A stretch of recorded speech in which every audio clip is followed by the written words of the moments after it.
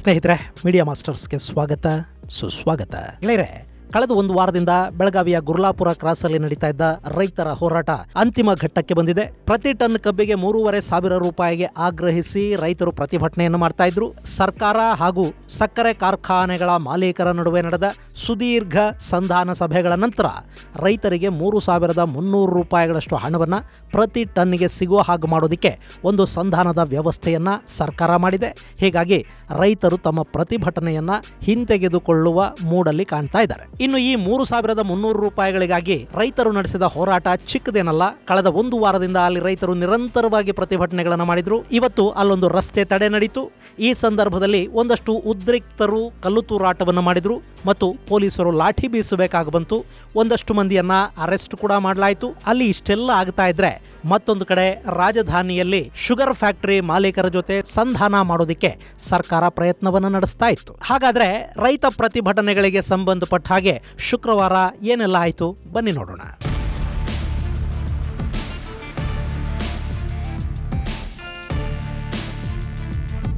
ಸ್ನೇಹಿತರೆ, ಕಬ್ಬಿನ ರೈತರ ಪ್ರತಿಭಟನೆಯ ಕಾವು ಹೆಚ್ಚಾಗಿದೆ. ಒಂದು ಟನ್ ಕಬ್ಬಿಗೆ 3,500 ರೂಪಾಯಿ ಬೆಲೆ ಕೊಡಿ ಅನ್ನೋದು ರೈತರ ಬೇಡಿಕೆ. ಅದನ್ನು ಕೊಡೋದಕ್ಕೆ ಕಷ್ಟ ಆಗುತ್ತೆ ಅಂತೇನು ಅನ್ಸೋದಿಲ್ಲ. ಯಾಕೆಂದ್ರೆ ಮಹಾರಾಷ್ಟ್ರದಲ್ಲಿ 3,500 ಈಗಾಗಲೇ ಕೊಡ್ತಾ ಇದ್ದಾರೆ.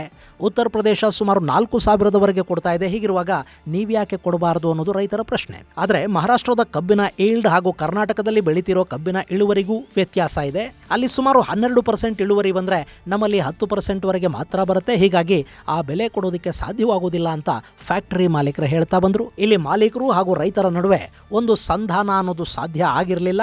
ಅದನ್ನ ಮಾಡಿಸಬೇಕಾದ ಸರ್ಕಾರ ದಿಕ್ಕು ತೋಚದೆ ಕೂತಿತ್ತು. ಮುಖ್ಯಮಂತ್ರಿಗಳು ನಡೆಸಿದ ಸಭೆಯಲ್ಲಿ ಕೂಡ 3,500 ಕೊಡೋದಕ್ಕೆ ಕಾರ್ಖಾನೆಗಳ ಮಾಲೀಕರು ಒಪ್ಪಿಲ್ಲ. ಅಲ್ಲೂ ಒಂದಷ್ಟು ಸಮಸ್ಯೆಗಳನ್ನು ಅವರು ಹೇಳಿಕೊಂಡಿದ್ದಾರೆ. ಇಲ್ಲಿ ಗಮನಿಸಬೇಕಾದ ಅಂಶ ಅಂದ್ರೆ ಯಾರ್ಯಾರು ಶುಗರ್ ಫ್ಯಾಕ್ಟರಿಗಳ ಮಾಲೀಕರು ಅಂತ ಇದ್ದಾರೋ ಅವರಲ್ಲಿ ಬಹುತೇಕರು ರಾಜಕಾರಣಿಗಳೇ ಇದ್ದಾರೆ. ಗೆಳೆಯರೆ, ಶುಗರ್ ಫ್ಯಾಕ್ಟರಿಗಳು, ಶಾಲಾ ಕಾಲೇಜುಗಳು, capitation mafia, health mafia, rice mafia, ಎಣ್ಣೆ ಮಾಫಿಯಾ, ಹೀಗೆ ಇವತ್ತು ನಮ್ಮಲ್ಲಿ ಯಾವ್ಯಾವ ಮಾಫಿಯಾಗಳಿವೆಯೋ ಅವ್ಯಾವನ್ನು ನಿಯಂತ್ರಿಸೋದಕ್ಕೆ ಸರ್ಕಾರಗಳ ಕೈಯಲ್ಲಿ ಸಾಧ್ಯ ಆಗೋದಿಲ್ಲ. ಯಾಕೆಂದ್ರೆ ಅದರ ಮಾಲೀಕರೇ ಸರ್ಕಾರಗಳನ್ನ ನಡೆಸ್ತಾ ಇರ್ತಾರೆ. ವಿಧಾನಸಭೆಗಳಲ್ಲಿ, ಲೋಕಸಭೆಯಲ್ಲಿ ಕೂತ್ಕೊಳ್ಳೋರು, ಮಂತ್ರಿಗಳಾಗೋರು, ಸರ್ಕಾರಗಳನ್ನ ಬೆರಳ ತುದಿಯ ಇಶಾರೆಯಲ್ಲಿ ನಡೆಸೋರು ಇದೇ ಶುಗರ್ ಫ್ಯಾಕ್ಟರಿಗಳ ಮಾಲೀಕರೇ. ಅವರು ಬಿಜೆಪಿಯಲ್ಲೂ ಇದ್ದಾರೆ, ಕಾಂಗ್ರೆಸ್ ಅಲ್ಲೂ ಇದ್ದಾರೆ, ಸಚಿವರೂ ಆಗಿದ್ದಾರೆ, ಸಂಸದರು ಕೂಡ ಆಗಿದ್ದಾರೆ. ಹೀಗಾಗಿ ಅವರವರಲ್ಲಿ ಏನೇ ರಾಜಕೀಯ ವೈಷಮ್ಯಗಳಿದ್ರು ವ್ಯಾಪಾರ ವಹಿವಾಟು ಅಂತ ಬಂದ ಕೂಡಲೇ ಎಲ್ಲ ಮಾಲೀಕರು ಒಂದಾಗ್ತಾರೆ. ಇಲ್ಲಿ ಕೂಡ ಅದೇ ಆಗ್ತಾ ಇದೆ. ಒಂದು ಕಡೆ ರೈತರ ಪರ ಬಿಜೆಪಿಯ ನಾಯಕರು ಕಣ್ಣೀರು ಸುರಿಸ್ಕೊಂಡು ಪ್ರತಿಭಟನೆಯಲ್ಲಿ ದೊಡ್ಡ ದೊಡ್ಡ ಭಾಷಣಗಳನ್ನು ಮಾಡ್ತಾ ಇದ್ರೆ, ಮತ್ತೊಂದು ಕಡೆ ಶುಗರ್ ಫ್ಯಾಕ್ಟರಿಗಳ ಮಾಲೀಕರನ್ನ ಪ್ರತಿನಿಧಿಸಿ ಮುಖ್ಯಮಂತ್ರಿಯ ಜೊತೆ ಸಂಧಾನ ಸಭೆಗೆ ಹೋದವರ ಪೈಕಿ ಬಿಜೆಪಿಯ ನಾಯಕರು ಇದ್ರು. ಮಾಜಿ ಮಂತ್ರಿ ನಿರಾಣಿ ಅವರ ನೇತೃತ್ವವನ್ನು ವಹಿಸಿಕೊಂಡಿದ್ರು. ನಾನು ಆಗ್ಲೇ ಹೇಳಿದ್ನಲ್ಲ, ಎಲ್ಲ ಪಕ್ಷಗಳ ದಣೆಯರು ಒಂದೇನೆ. ಅವರಿಗೆ ಚೆನ್ನಾಗಿ ಗೊತ್ತಿದೆ ಅಲ್ಲಿನ ರೈತರಿಗೆ ಕಬ್ಬು ಬಿಟ್ಟು ಬೇರೆ ಏನು ಬೆಳೆಯೋದಕ್ಕೆ ಸಾಧ್ಯ ಆಗೋದಿಲ್ಲ. ಅವರು ಬೆಳೆಯೋದಿಲ್ಲ. ಯಾಕೆಂದ್ರೆ ಕಬ್ಬು ಅನ್ನೋದು ಅವರ ಪಾಲಿಗೆ ಸುಖದ ಬೆಳೆ. ಯಾವಾಗಲೂ ನೆಲಾನು ಉತ್ತಿ ಬಿತ್ತಿ ಮಾಡಬೇಕಿಲ್ಲ. ಒಮ್ಮೆ ಮಾಡಿದರೆ ಆಮೇಲೆ ಕಟಾವಿನವರೆಗೆ ಹೆಚ್ಚು ಕೆಲಸ ಇರೋದಿಲ್ಲ. ನಮ್ಮ ರೈತರನ್ನು ಅವರು ಇಂಥ ವರ್ಷದ ಬೆಳೆಗೆ ಅಡಿಕ್ಟ್ ಮಾಡಿದ್ದಾರೆ ಮತ್ತು ರೈತರಲ್ಲಿಂದ ಹೊರ ಬರೋದಿಲ್ಲ ಅನ್ನೋ ನಂಬಿಕೆಯೊಂದನ್ನು ಅವರು ಈಗಾಗಲೇ ಬೆಳೆಸ್ಕೊಂಡು ಕೂತಿದ್ದಾರೆ. ಹೀಗಾಗಿನೇ ಶುಗರ್ ಫ್ಯಾಕ್ಟರಿ ಮಾಲೀಕರು ಹಠ ಹಿಡ್ಕೊಂಡು ಕೂತಿದ್ದಾರೆ.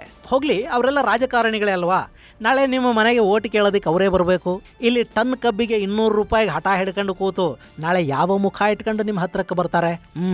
ಹಾಗೂ ಅಂದ್ಕೊಳ್ಳೋದಕ್ಕೆ ಹೋಗಬೇಡಿ. ಯಾಕೆಂದ್ರೆ ಅವ್ರಿಗೆ ಗೊತ್ತಿದೆ ಪ್ರತಿಭಟನೆ ಮಾಡೋವರೆಗೆ ಮಾತ್ರ ನೀವು ರೈತರು.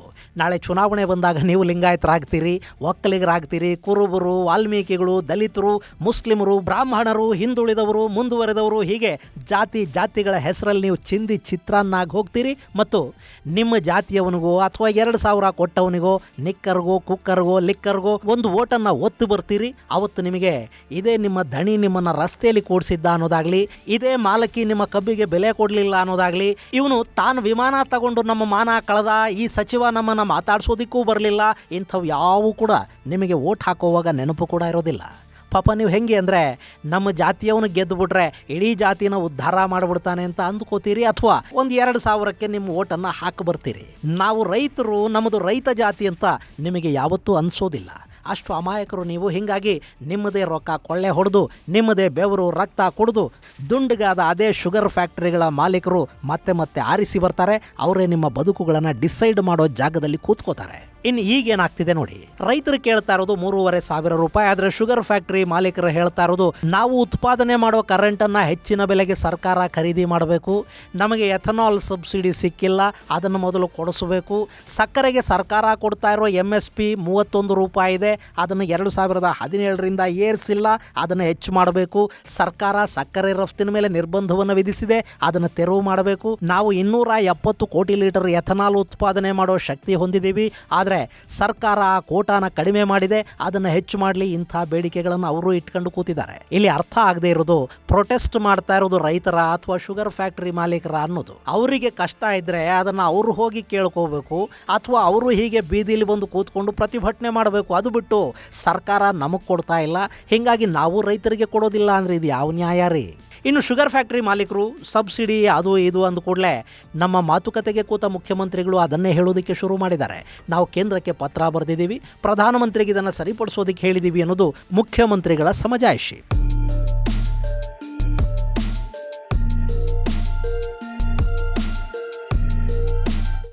ಇಲ್ಲಿ ಕೇಂದ್ರ ಸರ್ಕಾರ ಕಬ್ಬಿಗೆ FRP ಅಂದರೆ ಫೇರ್ ಅಂಡ್ ರೆಮ್ಯುನರೇಟಿವ್ ಪ್ರೈಸ್ ಅನ್ನ ನಿಗದಿ ಮಾಡಿದೆ. ಅದರ ಪ್ರಕಾರ ಪ್ರತಿ ಕ್ವಿಂಟಾಲ್ ಕಬ್ಬಿಗೆ 355 ರೂಪಾಯಿ ಕೊಡಬೇಕು. ಇವರು ಈಲ್ಡ್ ಅಥವಾ ಇಳುವರಿ ಅಂತ ಹೇಳ್ತಾರಲ್ಲ, ಈ 355 ರೂಪಾಯಿ ಅನ್ನೋದು ಕಡಿಮೆ ಇಳುವರಿ ಇರುವ ಕಬ್ಬಿಗೆ ಕೊಡುವ ಕನಿಷ್ಠ ಬೆಲೆ. ಇದನ್ನು ಹೆಚ್ಚು ಮಾಡಬೇಕು ಅಂತ ನಮ್ಮ ಮುಖ್ಯಮಂತ್ರಿಗಳು ಹೇಳ್ತಾ ಇದ್ದಾರೆ. ಇದು ಕರ್ನಾಟಕಕ್ಕೆ ಮಾತ್ರ ಅಲ್ಲ, ಮಹಾರಾಷ್ಟ್ರ, ಉತ್ತರ ಪ್ರದೇಶಕ್ಕೆ ಕೂಡ ಕೊಡ್ತಾ ಇರೋದು ಅಷ್ಟೇನೆ. ಅಲ್ಲಿನ ಫ್ಯಾಕ್ಟರಿಗಳಿಗೆ 3,500ರಿಂದ 4,000 ರೂಪಾಯಿ ಕೊಡೋದಕ್ಕೆ ಸಾಧ್ಯ ಆಗುತ್ತೆ ಅಂದ್ರೆ ಕರ್ನಾಟಕದ ಫ್ಯಾಕ್ಟರಿಗಳಿಗೆ ಯಾಕೆ ಸಾಧ್ಯ ಆಗ್ತಾ ಇಲ್ಲ? ಇಲ್ಲಿ 4,000 ಕೇಳ್ತಾ ಇಲ್ಲ, ರೈತರು ಕೇಳ್ತಾ ಇರೋದು ಬರೀ 3,500 ಮಾತ್ರ. ಅದನ್ನು ಕೊಡೋದಕ್ಕೆ ಆಗೋದಿಲ್ವಾ? ಆಯಿತು, ಇಳುವರಿ ಕಡಿಮೆ ಅನ್ನೋ ನಿಮ್ಮ ಮಾತನ್ನು ಕೂಡ ಒಪ್ಪಿಕೊಂಡು ಬಿಡೋಣ. ಇಳುವರಿಯನ್ನು ಹೆಚ್ಚು ಮಾಡೋದಕ್ಕೆ ನೀವು ರೈತರಿಗೆ ತರಬೇತಿ ಅಥವಾ ಅದಕ್ಕೆ ಬೇಕಾದ ವ್ಯವಸ್ಥೆಗಳನ್ನು ಮಾಡಿಕೊಡ್ಬೇಕಲ್ವಾ? ಫ್ಯಾಕ್ಟರಿಗಳು ಬದುಕಿರೋದೇ ಕಬ್ಬಿನ ರೈತರ ಶ್ರಮದ ಮೇಲೆ. ಸರ್ಕಾರಗಳು ಹಣ ಬಾಚುತ್ತಾ ಇರೋದೇ ಕಬ್ಬಿನಿಂದ ಬಂದ ಮೊಲಾಸಿಸ್ ಹಾಗೂ ಸ್ಪಿರಿಟ್ ಅನ್ನ ಲಿಕ್ಕರ್ ಆಗಿ ತಯಾರು ಮಾಡಿ ಅದರಿಂದ ಬರೋ ತೆರಿಗೆಯಿಂದ. ಅಂದಮೇಲೆ ಅದನ್ನು ಬೆಳೆಯೋ ರೈತರ ಹಿತಾಸಕ್ತಿ ಅನ್ನೋದು ಯಾರ ಹೊಣೆ? ಇಳುವರಿ ಕಡಿಮೆ ಆಗಿದೆ ಅಂದರೆ ಅದನ್ನು ಹೆಚ್ಚು ಮಾಡೋದಕ್ಕೆ ರೈತರಿಗೆ ತರಬೇತಿ ಕೊಡಿ. ಪ್ರಾಯೋಗಿಕವಾಗಿ ಏನು ಮಾಡಬೇಕು ಅನ್ನೋದ್ರ ಬಗ್ಗೆ ಸಂಶೋಧನೆ ಮಾಡಿಸಿ. ನಿಮ್ಮಲ್ಲಿ ಕೃಷಿ ವಿಶ್ವವಿದ್ಯಾಲಯಗಳು ಅಂತ ಒಂದಷ್ಟು ಇವೆ ತಾನೆ, ಅಲ್ಲಿನ ವಿಜ್ಞಾನಿಗಳನ್ನ ಬಳಸ್ಕೊಳ್ಳಿ. ಆ ತಂತ್ರಜ್ಞಾನವನ್ನು ನಮ್ಮ ರೈತರಿಗೆ ಸಿಗುವ ಹಾಗೆ ಮಾಡಿ. ಇದು ಫ್ಯಾಕ್ಟರಿಗಳು ಹಾಗೂ ಸರ್ಕಾರದ ಜವಾಬ್ದಾರಿ ಅಲ್ವಾ? ಆ ಬಗ್ಗೆ ಯಾರಾದರೂ ತಲೆ ಕೆಡಿಸ್ಕೊಂಡಿದ್ದಾರಾ? ಇದು ಯಾವುದನ್ನು ಯಾರು ಮಾಡೋದಕ್ಕೆ ಹೋಗೋದೇ ಇಲ್ಲ. ನಮಗೆ ಸಮಸ್ಯೆಗಳು ಕಣ್ಣಿಗೆ ಬೀಳೋದು ಇಂಥ ಪ್ರತಿಭಟನೆಗಳು ಶುರುವಾದಾಗಲೇ. ಅಲ್ಲಿವರೆಗೆ ಶುಗರ್ ಫ್ಯಾಕ್ಟರಿ ಮಾಲೀಕರು ಹಣ ಮಾಡ್ತಾ ಇರ್ತಾರೆ, ಚುನಾವಣೆಗಳಿಗೆ ಫಂಡ್ ಕೊಡ್ತಾ ಇರ್ತಾರೆ, ಮುಖ್ಯಮಂತ್ರಿ ಆಗೋದಕ್ಕೆ ಮಂತ್ರಿಗಿರಿಗೆ ಕಪ್ಪ ಸಲ್ಲಿಸ್ತಾರೆ, ಅಕ್ಕಪಕ್ಕದ ರಾಜ್ಯಗಳ ಚುನಾವಣೆಗಳಿಗೂ ಹಣ ಕೊಡ್ತಾರೆ. ಅಲ್ಲಿ ಎಲ್ಲ ಪಕ್ಷದವರು ಇರ್ತಾರೆ, ಎಲ್ಲರೂ ಅಲ್ಲಿ ಫಲಾನುಭವಿಗಳೇ. ಇನ್ನು ಈಗಲೂ ಕೂಡ ಕಳೆದ 7 ದಿನಗಳಿಂದ ರೈತರು ಪ್ರತಿಭಟನೆ ಮಾಡ್ತಾ ಇದ್ದಾರೆ. ಅವರನ್ನ ಮಾತಾಡಿಸೋದಕ್ಕೆ ಯಾರೋ ಬಿಡಿ, ಅವರದ್ದೇ ಜಿಲ್ಲೆಯ ಉಸ್ತುವಾರಿ ಸಚಿವ ಕೂಡ ಹೋಗಿಲ್ಲ. ಅಲ್ಲಿ ಸಚಿವ ಸಚಿವೆಯ ನಡುವೆ ಒಳಗೆ ಒಂದು ರಾಜಕೀಯ ಸ್ಪರ್ಧೆ ಇದೆ. ಆದ್ರೆ ಈಗ ರೈತರ ವಿಷಯ ಅಂತ ಬಂದಾಗ ಅಲ್ಲಿ ಇಬ್ರು ಒಂದೇ. ಯಾಕೆಂದ್ರೆ ಇಬ್ರು ಕೂಡ ಫ್ಯಾಕ್ಟರಿ ಮಾಲೀಕರೇ. ಅವರಿಬ್ಬರಲ್ಲಿ ಯಾರು ರೈತರ ಹತ್ತಿರಕ್ಕೆ ಬಂದಿಲ್ಲ. ಇನ್ನು ಪಾಪ ಸಕ್ಕರೆ ಸಚಿವರು ಬಿಡಿ, ಅವರು ಅವ್ರ ಜಿಲ್ಲೆಯಲ್ಲಿ ಸಕ್ಕರೆ ಜೊತೆ ಸಂಬಂಧ ಇರೋರೆ. ಅವರ ಕಾರಿನ ಮೇಲೆ ಉದ್ರಿಕ್ತ ರೈತರು ಚಪ್ಪಲಿ ಎಸೆದಿದ್ದಾರೆ ಅನ್ನೋ ಮಾಹಿತಿ ಬರ್ತಾ ಇದೆ. ಹಾಗೆ ರಸ್ತೆ ತಡೆ ನಡೆಸ್ತಾ ಇದ್ದ ರೈತರ ಮೇಲೆ ಪೊಲೀಸರು ಲಾಠಿ ಬೀಸಿದ್ದಾರೆ. ಸಿಟ್ಟಿಗೆದ್ದ ರೈತರು ಕಲ್ಲು ತೂರಾಟ ಮಾಡಿದ್ದಾರೆ. ಅಷ್ಟೇ ಅಲ್ಲ, ನಿಮ್ಮ ಸಮಸ್ಯೆ ಇವತ್ತೋ ನಾಳೆನೋ ಬಗೆಹರಿಬಹುದು. ಆದರೆ ಈ ಅವಮಾನ ಮತ್ತು ಅನ್ಯಾಯದ ಸಿಟ್ಟಿದೆಯಲ್ಲ, ಅದನ್ನು ಮುಂದಿನ ಚುನಾವಣೆಗಳವರೆಗೆ ನಿಮ್ಮ ಎದೆಯಲ್ಲಿ ಕಾಪಿಟ್ಕೊಳ್ಳಿ. ವೋಟ್ ಹಾಕುವಾಗ ನಿಮ್ಮದು ರೈತ ಜಾತಿ ಅನ್ನೋದನ್ನು ನೆನಪಿಟ್ಕೊಂಡು ವೋಟ್ ಹಾಕಿ. ಇವತ್ತು ನಿಮ್ಮ ಕಷ್ಟಕ್ಕೆ ಬಾರದ ಮುಖಗಳು ಮುಂದ್ಯಾವತ್ತೂ ಅಲ್ಲಿ ಚುನಾವಣೆಗಳಲ್ಲಿ ಗೆಲ್ಲದ ಹಾಗೆ ನೋಡ್ಕೊಳ್ಳಿ. ಹಾಗೆ ಮಾಡಿದರೆ ಮಾತ್ರ ನಿಮ್ಮ ಶಕ್ತಿ ನಿಮ್ಮ ಸೋಕಾಲ್ಡ್ ದಣಿಗಳಿಗೆ ಗೊತ್ತಾಗುತ್ತೆ. ಆದರೆ ಇದು ನಿಮ್ಮಿಂದ ಸಾಧ್ಯ ಆಗುತ್ತಾ? ಚುನಾವಣೆಗಳವರೆಗೆ ನಿಮ್ಮದು ಒಂದೇ ಜಾತಿ, ಅದು ರೈತ ಜಾತಿ ಅನ್ನೋದನ್ನು ನೆನಪಿಟ್ಕೊಳ್ಳೋದಕ್ಕೆ ನಿಮಗಾಗತ್ತಾ?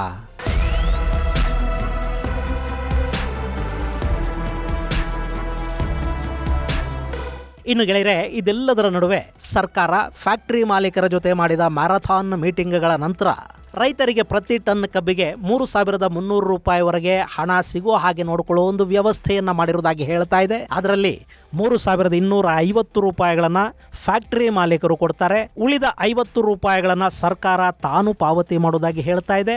ಇಲ್ಲಿ ಫ್ಯಾಕ್ಟರಿಗಳು ಮತ್ತು ಸರ್ಕಾರ ಕೊಡೋ ಎರಡೂ ಸೇರಿದರೆ ಪ್ರತಿ ಟನ್ನಿಗೆ 3,300 ರೂಪಾಯಿ ಆಗುತ್ತೆ.